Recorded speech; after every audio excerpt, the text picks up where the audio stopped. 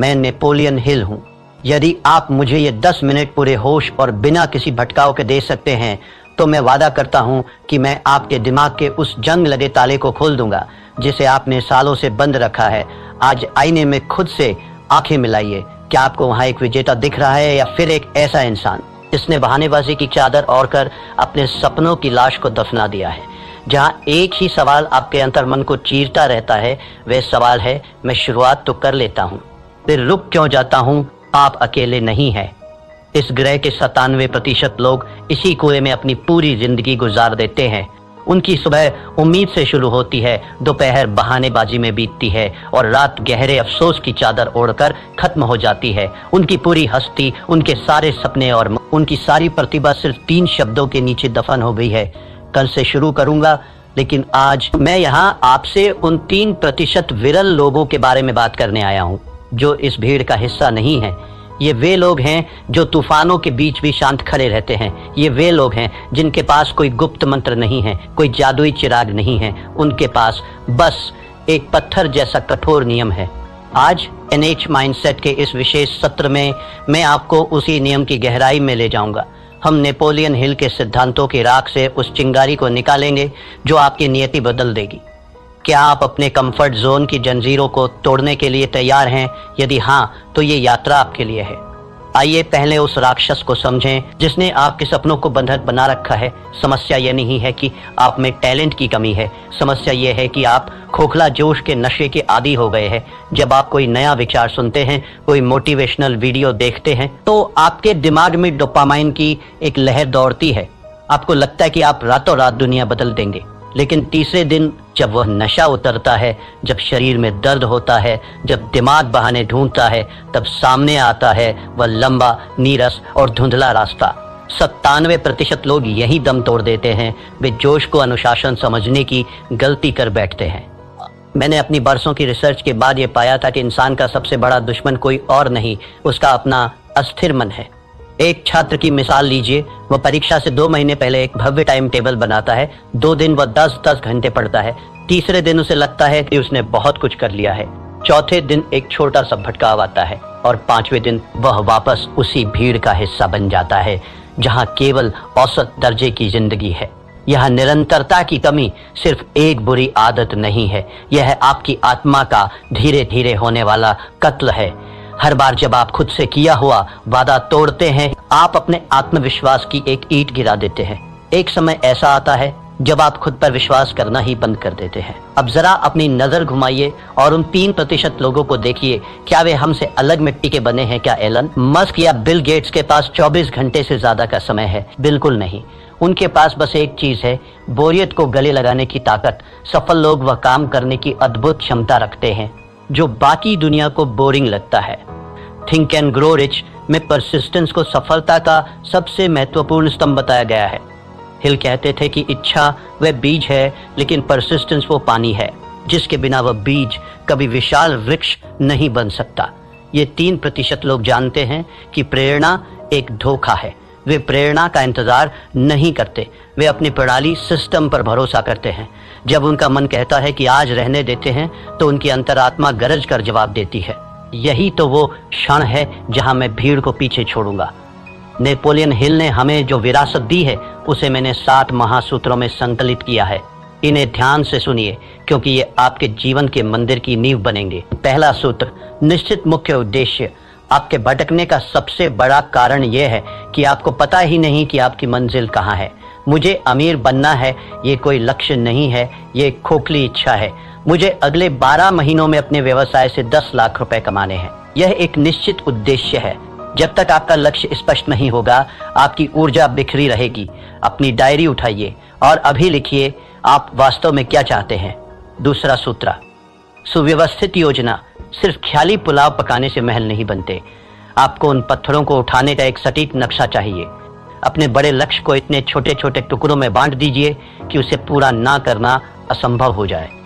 अगर आपको एक लेखक बनना है तो पूरी किताब के बारे में मत सोचिए, सिर्फ रोज के 200 शब्द लिखने का लक्ष्य रखिए। तीसरा सूत्र, परसिस्टेंस।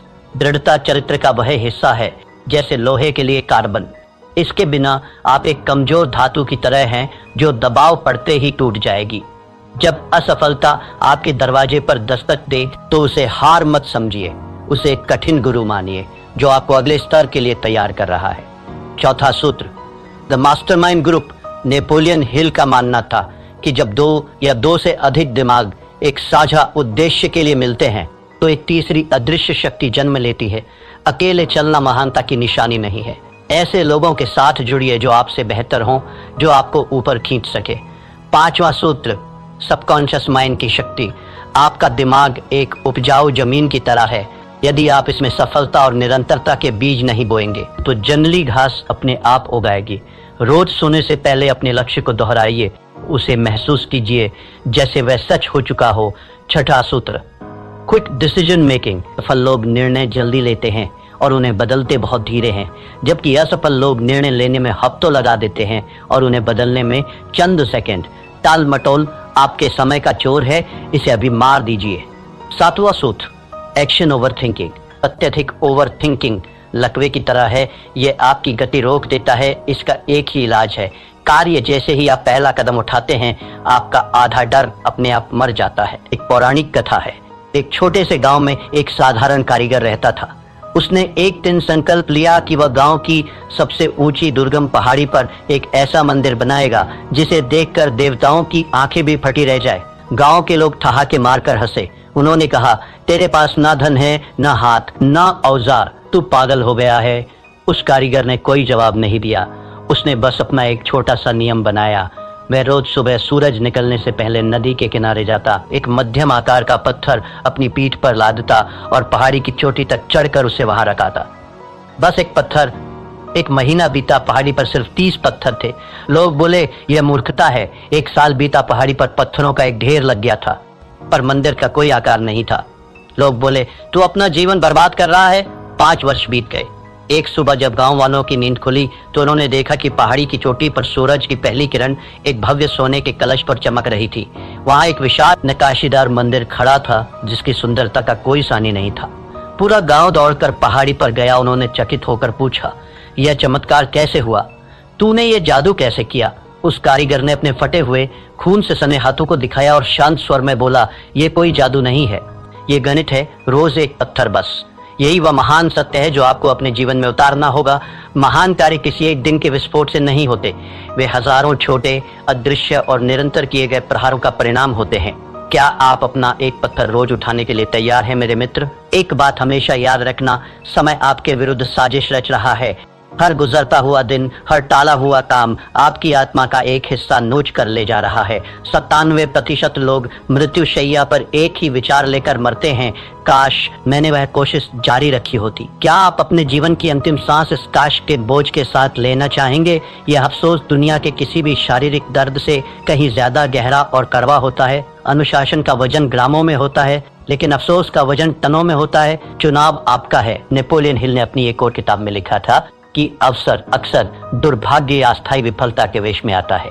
आज जो आप असफलता महसूस कर रहे हैं, जो आलस से आपको रोक रहा है, वह वास्तव में आपकी परीक्षा है। जो इस परीक्षा को पास कर लेता है वही उस 3% की श्रेणी में खड़ा होने का हकदार बनता है। जीवन के विभिन्न क्षेत्रों में निरंतरता का प्रभाव, ये सिद्धांत केवल पैसों तक सीमित नहीं है, ये मानवीय उत्कृष्टता का सार्वभौमिक नियम है। धन के क्षेत्र में यह रोज की छोटी सी बचत है। अगर आप रोज 1% बेहतर होते हैं तो चक्रवृद्धि ब्याज, कंपाउंड इंटरेस्ट के जादू से आप साल के अंत तक 37 गुना बेहतर हो चुके होंगे। यह गणित का चमत्कार नहीं, निरंतरता का चमत्कार है। स्वास्थ्य के क्षेत्र में यह रोज की 10 मिनट की सैर है। एक दिन में कुछ नहीं बदलता, लेकिन 10 साल बाद यही 10 मिनट आपको बुढ़ापे में भी जवान बनाए रखते हैं। संबंधों के क्षेत्र में यह रोज की वो एक मीठी बात है, वह छोटी सी परवाह है। प्यार कोई एक दिन का उत्सव नहीं है, यह रोज की जाने वाली साधना है। आत्म विकास के क्षेत्र में ये रोज की 10 पंक्तियां पढ़ना है। एक साल में आप 365 पन्ने पढ़ चुके होंगे, यानी एक पूरी किताब का ज्ञान आपके भीतर समा चुका होगा। ये संघर्ष बाहरी दुनिया से नहीं है, यह आपके भीतर चल रहा एक गृह युद्ध है। आपका मन एक सॉफ्टवेयर की तरह है जिसे सुरक्षा और आराम के लिए प्रोग्राम किया गया है। वह आपको हमेशा रोकेगा।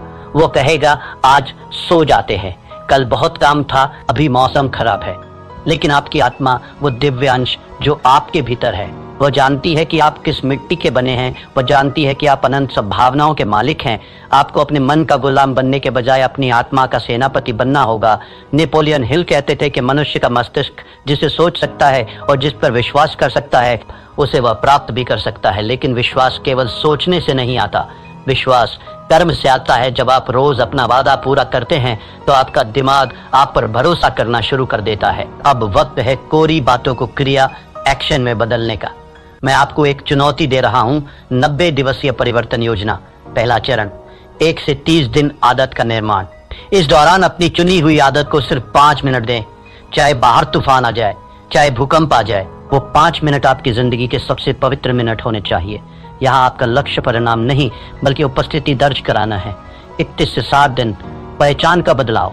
अब आप केवल वह काम कर नहीं रहे हैं, अब आप वह काम बन रहे हैं। खुद से कहिए, मैं वह इंसान हूं जो रोज व्यायाम करता है, मैं वो इंसान हूं जो रोज पढ़ता है। आपकी पहचान बदलने लगेगी। 61 से 90 दिन, मोमेंटम का जादू। इस अवस्था में पहुंचते ही जादू शुरू होगा। अब आपको खुद को धक्का देने की जरूरत नहीं पड़ेगी। अब आप एक ऐसी ट्रेन की तरह हैं जो 100 मील प्रति घंटे की रफ्तार से दौड़ रही है। अब आपको रोकना नामुमकिन है। तो मेरे साथी यात्रियों, अब आप उस तिराहे पर खड़े हैं जहां से 2 रास्ते अलग होते हैं। पहला रास्ता वही पुराना और घिसा पिटा है 97% वाली भीड़ का, जहां बहुत आराम है, हजारों बहाने हैं और अंत में एक सड़ा हुआ बदबूदार अफसोस है। दूसरा रास्ता उन 3% विरल व्यक्तियों का है जहां शुरुआत में अकेलापन है, जहां पसीना है, जहां दर्द है, लेकिन जिसके अंत में अमरता और शिखर है। आपका दिमाग अभी भी आपके कान में फुसफुसा रहा होगा, कल से देख लेंगे भाई, आज रहने दे। उसे एक जोरदार मानसिक थप्पड़ मारिए, अपनी आत्मा की आवाज सुनिए, अपनी डायरी उठाइए और आज इसी वक्त अपने मंदिर का पहला पत्थर रखिए। याद रखिएगा, इतिहास उन्हें याद नहीं रखता जो शुरू करते हैं, इतिहास उन्हें याद रखता है जो खत्म करते हैं। आज का यह दिन फिर कभी वापस नहीं आएगा। यह सूरज कल फिर उगेगा, लेकिन क्या आप वही पुराने इंसान होंगे या एक नया व्यक्तित्व? अगर आप उस 3% के क्लब में शामिल होने का अटूट फैसला कर चुके हैं तो कमेंट सेक्शन में अपनी आज की तारीख लिखिए और पूरे गर्व के साथ टाइप कीजिए, आई एम रेडी। ये आपका खुद से किया हुआ पहला सार्वजनिक वादा होगा। उठिए, अपने भविष्य की नींव रखिए और याद रखिए, यहाँ हम सिर्फ बातें नहीं करते, हम मानसिकता बदलते हैं। मेरे पास जो 10 मिनट आपने गिरवी रखे थे उनका समय अब पूरा हो रहा है। मैंने आपको वह चाबी सौंप दी है जिसे ढूंढने में लोगों की पूरी जिंदगी बीत जाती है, लेकिन याद रखना, चाबी सिर्फ रास्ता दिखाती है, दरवाजा आपको अपने कंधों से तोड़ना होगा। अगर आपकी रगों में अब भी वो खोखला जोश नहीं बल्कि सफल होने की एक ज्वलंत इच्छा दौड़ रही है तो इस चैनल को अभी सब्सक्राइब कीजिए।